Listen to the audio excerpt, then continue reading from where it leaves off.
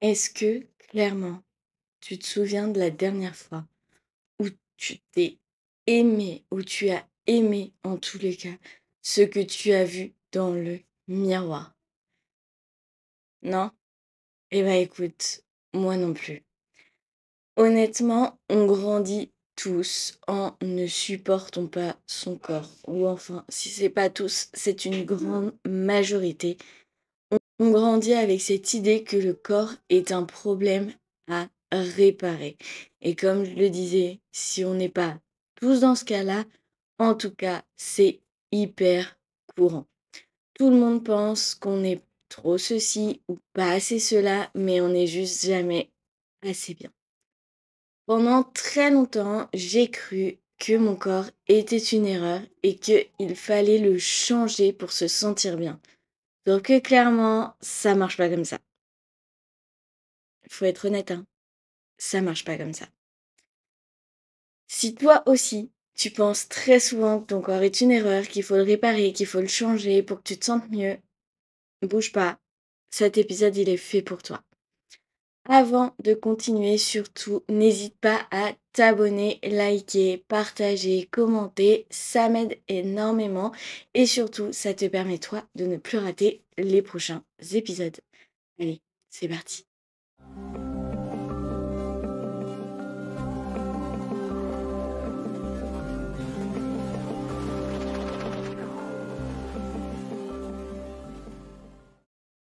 Hello Glow Girl, j'espère que tu vas bien et que tu es prête à rayonner aujourd'hui. Comme d'habitude, on est dimanche, il est 10 h, donc tu gardes ton pyjama, tu te prends une petite boisson et c'est parti. On se retrouve aujourd'hui pour parler de quelque chose d'un peu tabou, c'est de ne pas aimer son corps, de se sentir étrangère à soi-même, mais surtout, on va voir comment on peut commencer à voir les choses autrement. Alors que tu sois en train de regarder cette vidéo ou alors si je suis dans tes oreilles, bienvenue sur ce podcast et c'est parti, ça y est, avec le 6e épisode. On va commencer par poser les bases. Ne pas aimer son corps, c'est pas juste le regarder et se dire oh, j'ai des petits défauts, j'aime pas ci, j'aime pas juste ça. C'est pas juste les petits défauts, hein. Ne pas aimer son corps, vraiment, c'est se regarder et pas se reconnaître, c'est presque éviter les miroirs, porter des vêtements très larges, avoir honte quand vous allez à la plage, au sport, en photo, vidéo, enfin, c'est vraiment, vous regardez votre reflet, vous savez pas si c'est vous, et si c'est vous, et ben vous en avez honte. Genre vraiment, c'est un sentiment qui vous envahit, vous en avez extrêmement honte, vous vous dites, mais pourvu que les gens ne remarquent pas. Et parfois, ça peut aller très loin, c'est-à-dire que ça peut aller jusqu'à ressentir du dégoût, de la colère, et parfois ça commence très tôt, très très jeune. Moi, pour ma part, honnêtement, quand j'étais jeune, ça a commencé, mais c'était quelques petits complexes du style mes cuisses, etc. J'étais quand même relativement hyper fine quand j'étais petite. Donc le seul complexe que j'avais d'énorme, que je n'aimais pas du tout, c'était mes cuisses. Alors qu'aujourd'hui, quand je regarde des photos, je me dis, mais le sens. Ni moi, ce sentiment-là, je l'ai que depuis très très récemment. Alors j'ai toujours un complexe particulier avec mon corps, mais j'ai été atteinte de dysmorphophobie, hein. Pour ceux qui connaissent pas la dysmorphophobie, c'est ceux qui voilà, se regardent dans le miroir et s'imaginent bien différents de ce qu'ils sont en vrai. Donc moi, j'ai été atteinte de ça pendant des années. C'est-à-dire que je me voyais hyper grosse, alors que quand on regarde des photos ou quoi, j'essaierai de vous en mettre une pour ceux qui voient la vidéo. Honnêtement, je suis hyper fine. Genre, je sais pas d'où ça sort, mais voilà. Par contre, là où ça a vraiment commencé pour moi, c'est après ma grossesse. Alors, ça a déjà commencé un peu pendant ma grossesse, que on passe de très très fine à je grossis, c'était déjà énorme pour moi, mais pendant la grossesse, c'est différent. J'avais envie de grossir, j'avais envie qu'on voit mon ventre, j'avais envie qu'on sache que je suis enceinte, donc sur le moment, ça allait. C'est plus à la fin où là, on n'en peut plus. Là, j'ai pris beaucoup de poids, surtout dans les cuisses. C'est là où je prends facilement, donc je commençais à vraiment prendre énormément de poids.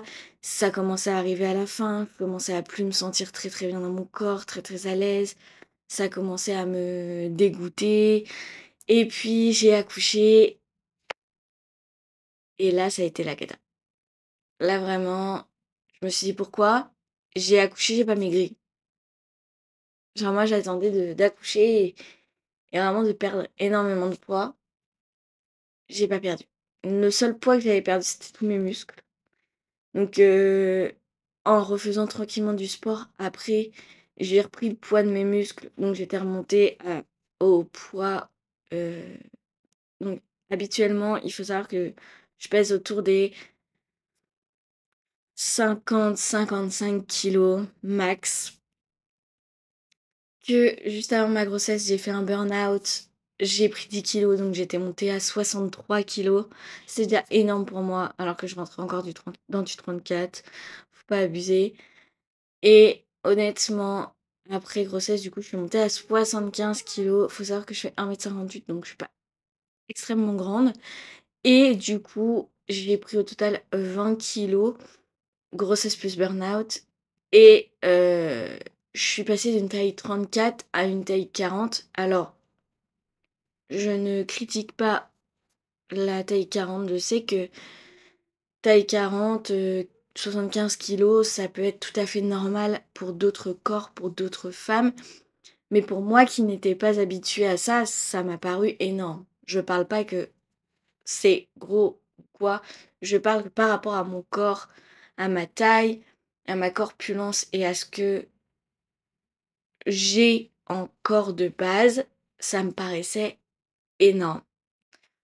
Du coup, il faut savoir que bah, j'avais du gras partout, j'en ai encore. Je pense que si vous avez vu par exemple la vidéo sur les 5 blessures de l'âme, quand je suis en trahison, je suis en robe très moulante.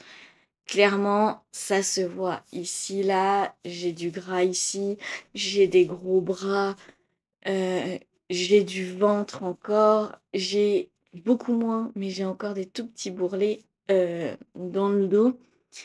Euh, il faut savoir que, pareil, je vous remettrai une photo de comment j'étais avant de commencer un rééquilibrage alimentaire avec complément.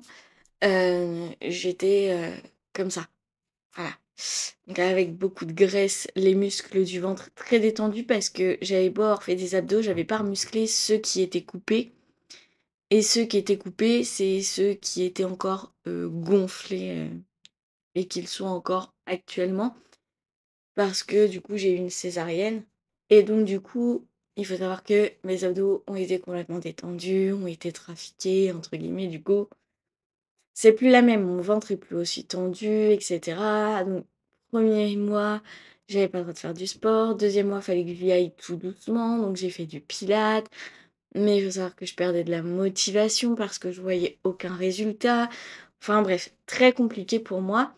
Et puis, vous savez, il y a ce côté où le temps passe, le bébé grandit, et vous avez vos proches qui commencent à dire, ben, ça y est là, il a 6 mois, il a 9 mois, et toi, ton corps, il est toujours pas redevenu comme avant.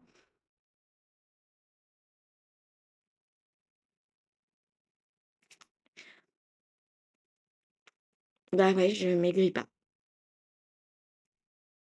Je ne maigris pas, je ne maigris pas, et tout simplement, j'y reviendrai plus tard, parce que j'ai une très mauvaise alimentation. Donc actuellement encore, je suis dans un corps, où je suis un peu mal à l'aise. Ça va mieux parce que j'ai quand même énormément maigri, mais j'ai encore du gras à des endroits où voilà, ça me gêne. Même si, alors j'aime pas mettre des catégories, mais j'étais mince avant et je suis passée dans la catégorie entre guillemets mid-size. Ça va encore. J'ai envie de vous dire, j'ai un corps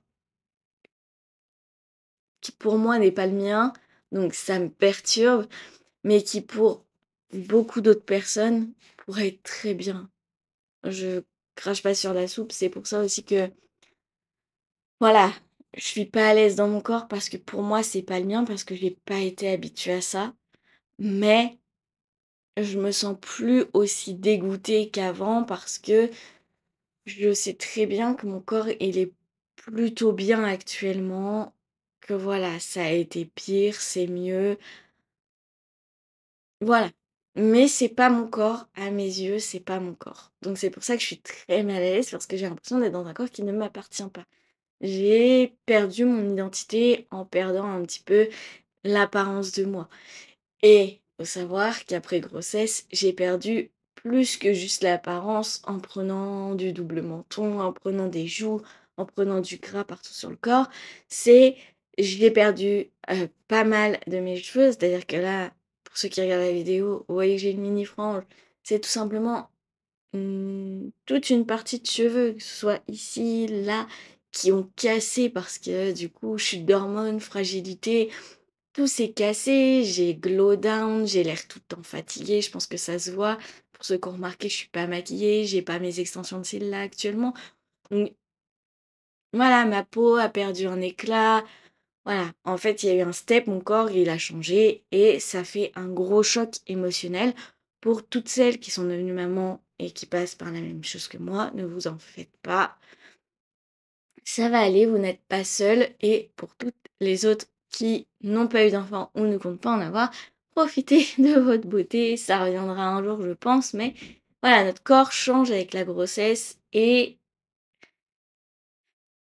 bah, je vous avoue que moi, j'ai encore du mal à voir ce corps qui, pour l'instant, ne m'appartient pas. Cette apparence, en tous les cas, qui ne m'appartient pas pour l'instant, qui n'est plus ce que j'étais avant, qui n'est plus... qui n'est plus moi, en fait. J'ai l'impression de plus être moi et j'ai peur de recroiser des gens, par exemple, de mon passé. Parce que des fois, j'ai peur qu'ils se moquent, tout simplement.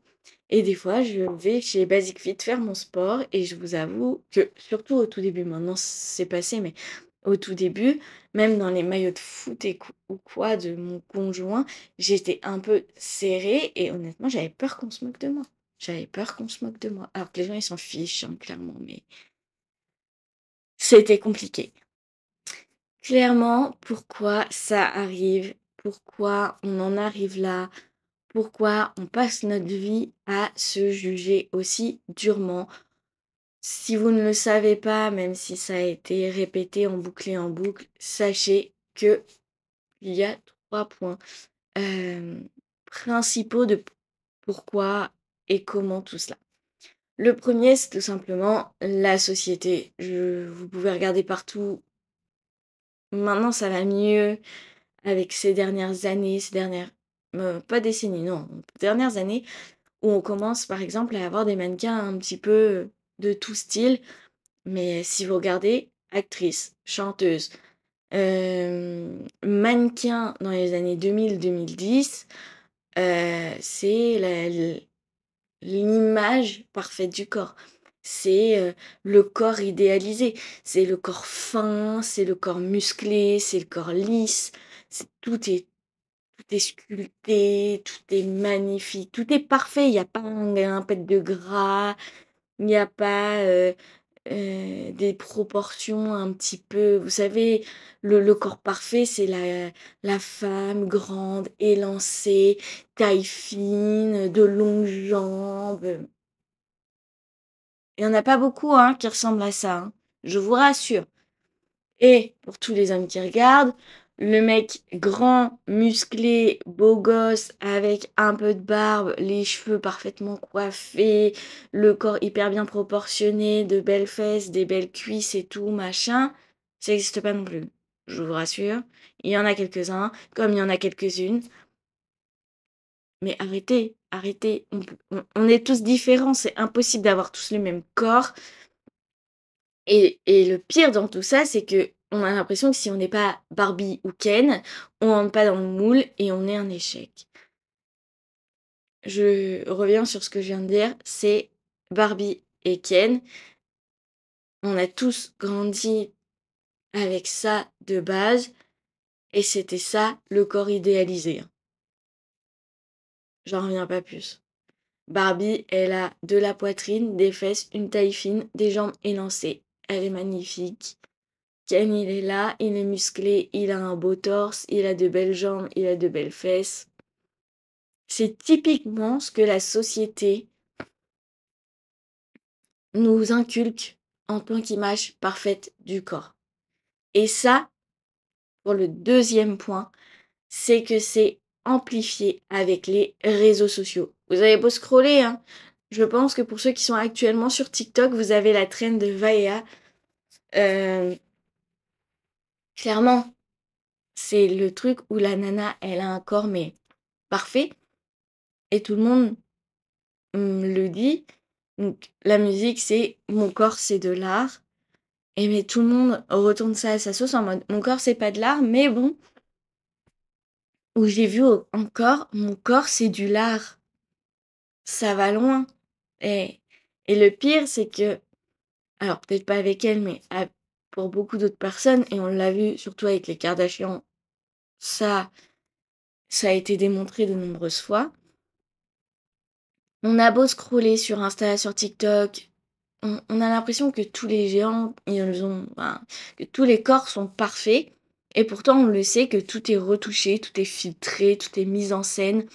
Quand on voit que les Kardashians ont recours à Photoshop, quand on voit qu'il y a beaucoup de corps qui sont passés par la chirurgie esthétique, il y a pareil, il y a une traîne encore en ce moment que je vois énormément, c'est beaucoup qui mettent les filles au naturel. Et je suis tombée sur la vidéo d'une américaine, je pense.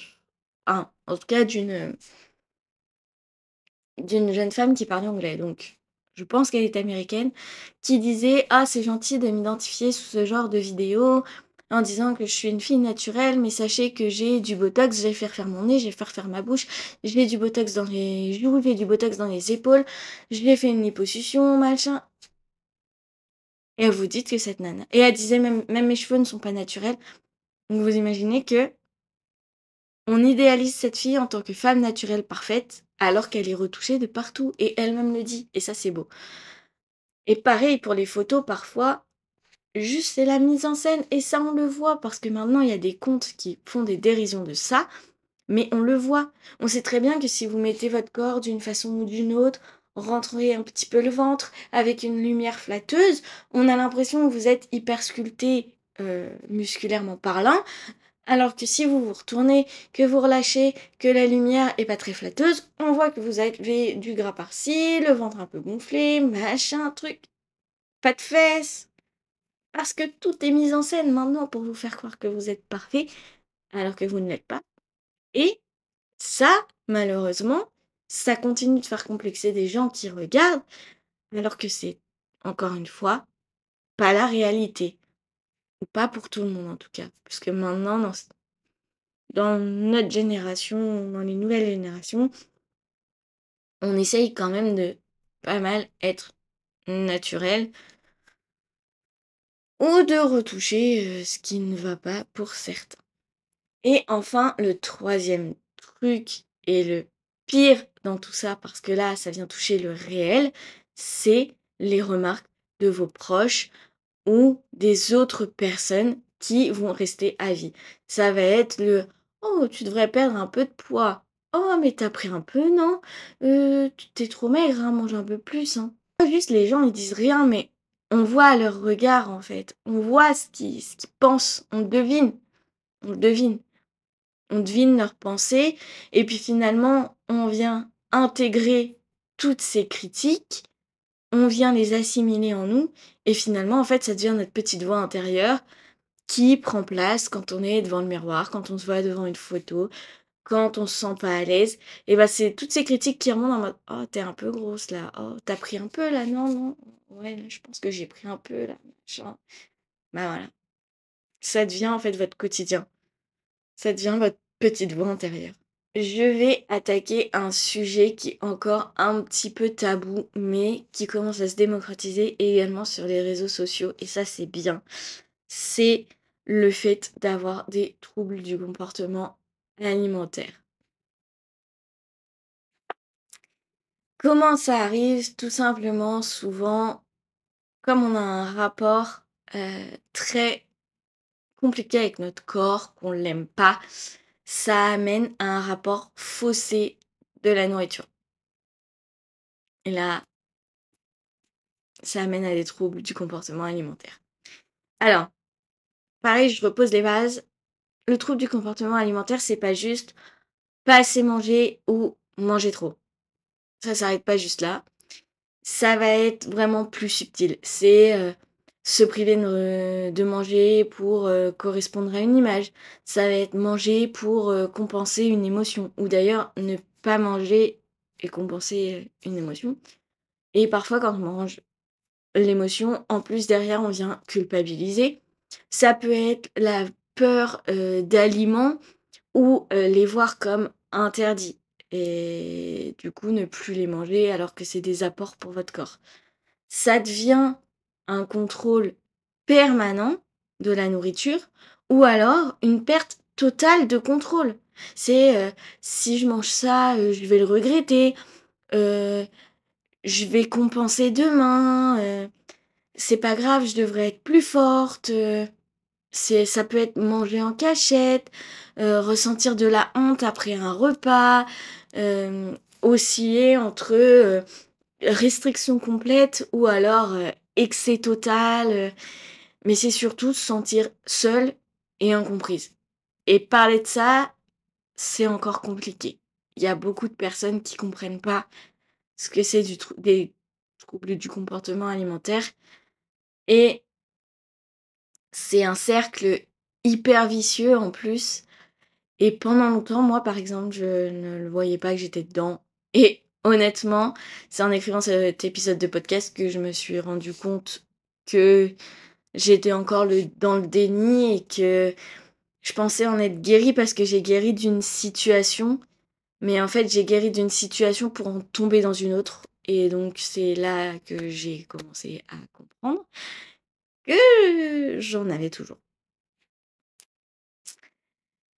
Et moi, je suis passée par ce côté où personne ne comprenait. Et même mon conjoint actuel, au tout début, ne comprenait pas. Donc, voilà. Parce que lui, quand il m'a rencontrée, au tout début, j'étais déjà dedans. Parce que je suis dedans depuis 2017. Et moi, ça a commencé par ne pas manger, justement, par émotion.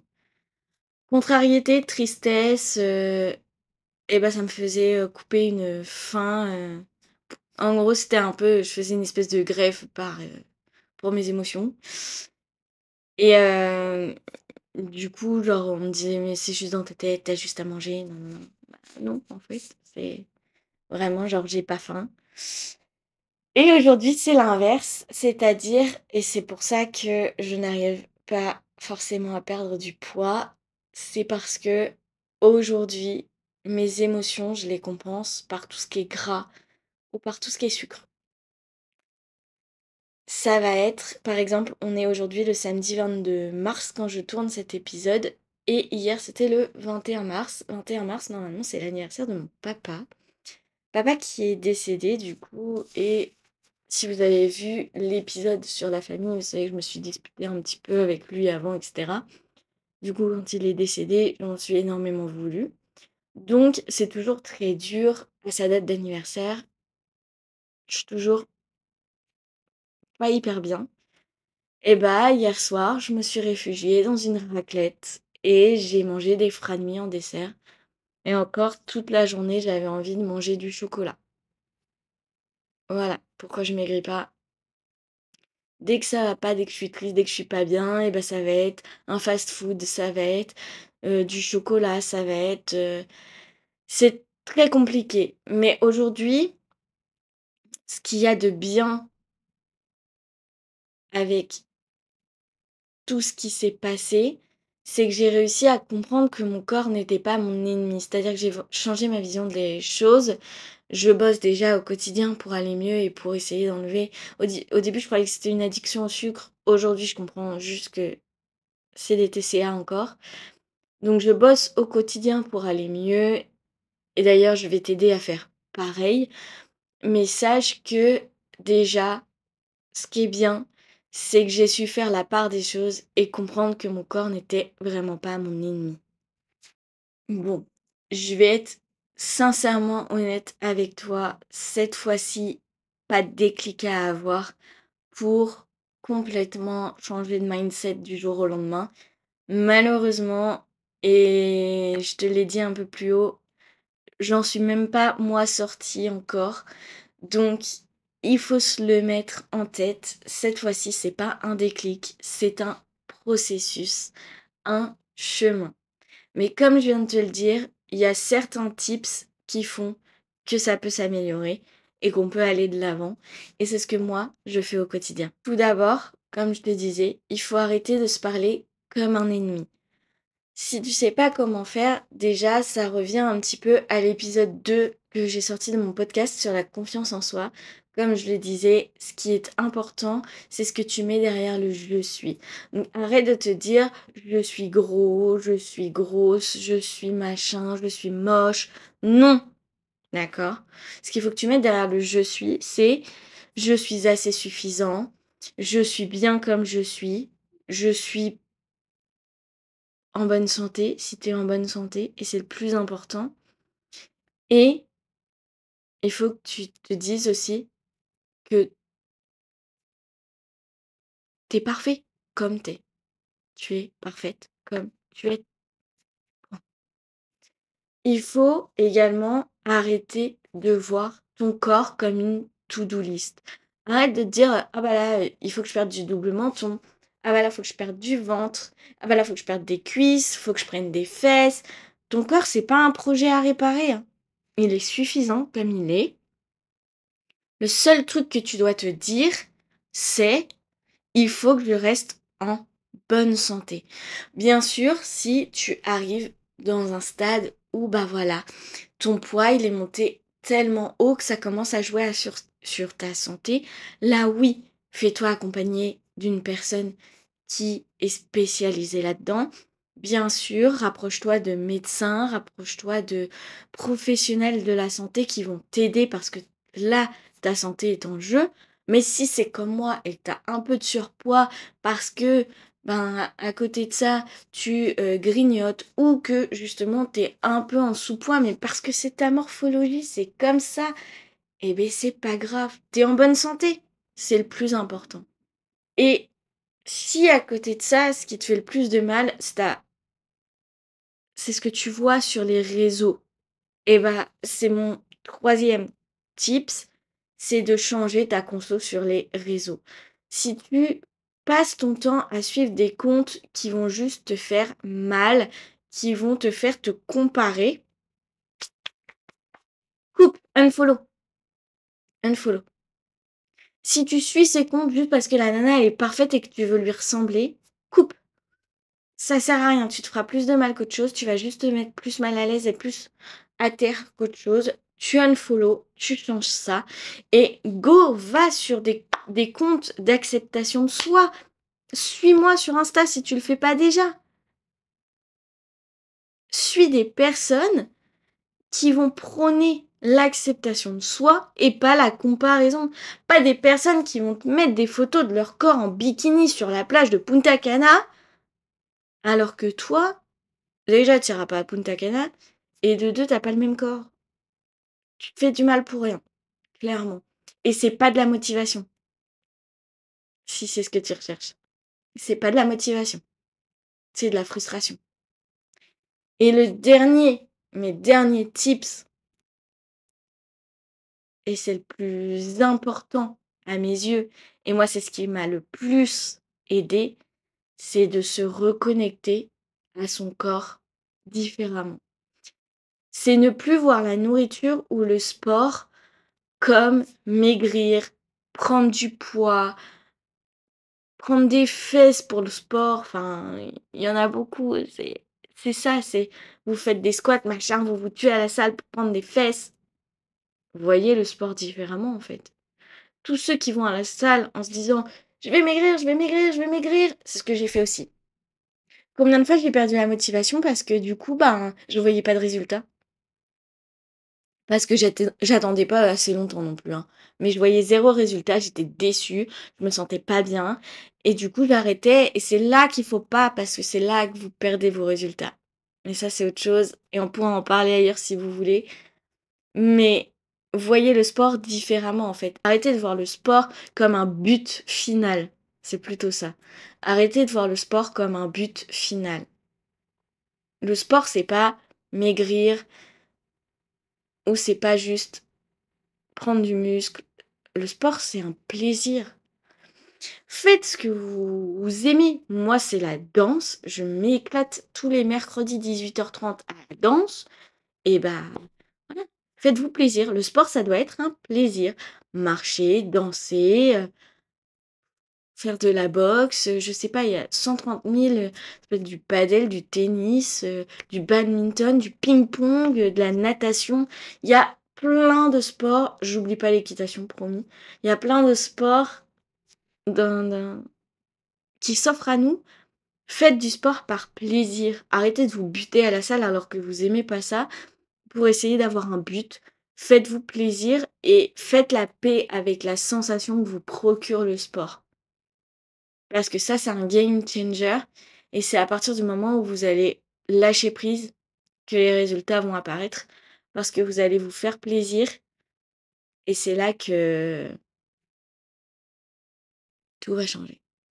Et vraiment, le dernier de chez derniers tips que j'ai envie de vous donner, c'est de vous rappeler que clairement, les apparences, enfin, et surtout la mode, entre guillemets, des corps changent. Hein. Le corps parfait des années 50, 60, c'est pas le même corps parfait que les années 2000, c'est pas le même corps parfait que les années 2010, et c'est encore moins le même corps parfait que les années 2020. N'oubliez pas que la mode change, les corps changent aussi. Hein. On évolue, on change au fil des années. Regardez-moi, il y a 3 ans, j'avais pas du tout le même corps qu'aujourd'hui. Vous non plus, vous n'avez pas le même corps qu'il y a 3 ans. Et rappelez-vous surtout au plus profond de vous que ce qui fait que tu es toi, c'est tes idées, ta personnalité, ton énergie et surtout ton histoire. Pour conclure, sache que se réconcilier avec son corps, ce n'est pas l'aimer à 100% tous les jours. Et c'est ok, ça arrive des petits moments de down, c'est pas grave. On reprend du poil de la bête. Aujourd'hui, on n'aime pas notre corps, c'est pas très grave. Il faut juste ne pas le détester. Il faut apprendre à le respecter. Il faut apprendre à l'accepter. Et il faut s'aimer au-delà du reflet. Il faut accepter que les choses changent et que l'apparence, ça ne fait pas tout, clairement. J'aimerais bien que tu me dises en commentaire comment toi tu vis ton rapport à ton corps. Si jamais tu n'oses pas le faire en commentaire, n'hésite pas à m'envoyer un petit message sur Insta. D'ailleurs, si tu me suis pas, qu'est-ce que t'attends? Et si jamais cet épisode t'a aidé, pense à le partager avec quelqu'un qui en a besoin. Et je pense qu'on connaît tous quelqu'un qui a besoin d'entendre ça. Et surtout, n'oublie pas de t'abonner et d'activer la cloche pour ne plus rien rater. Je te dis à dimanche prochain et en attendant, sois prête à rayonner.